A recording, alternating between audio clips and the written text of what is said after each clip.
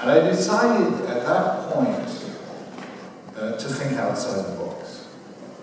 And I started to go to the non-Jewish media, the BBC Radio, BBC Television, Times, big national newspaper. And I started doing a lot of broadcasting.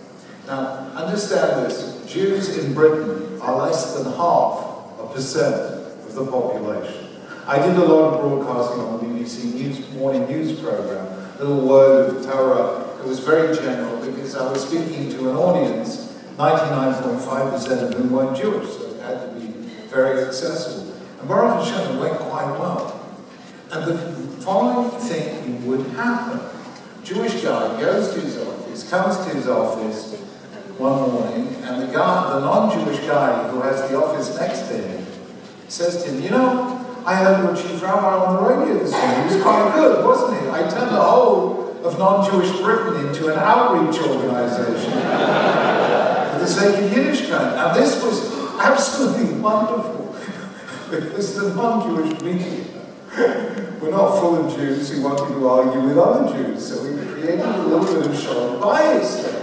We went even more than that. Elaine and I used to, you know, this part came with the job. We had to make sure that we had friends who, you know, when we needed friends. So Elaine and I, for 22 years, would give dinner parties.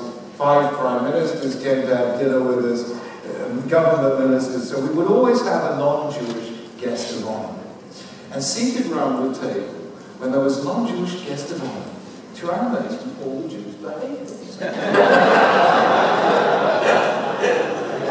When we didn't have a non-Jewish guest of honor, they were all hell brothers, you know. So we discovered that actually, when you reach out really far, you both make Jews feel a little, you know, walk a little taller as Jews and connect.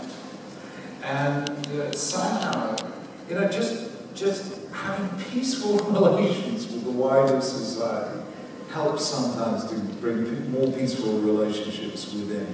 And we were able, in all of these contexts, to sit together across the spectrum because they were so clearly in the interest of all of us together. So we managed to emphasize those areas where we could sit together. Didn't stop the Jewish press saying there are a lot of tensions and frictions, but the world out there knew the other story. That we are friends, we do work together, and we work together not only for the sake of the Jewish community, but for the sake of everyone. Our imperative is to be true to our faith and a blessing to others, regardless of their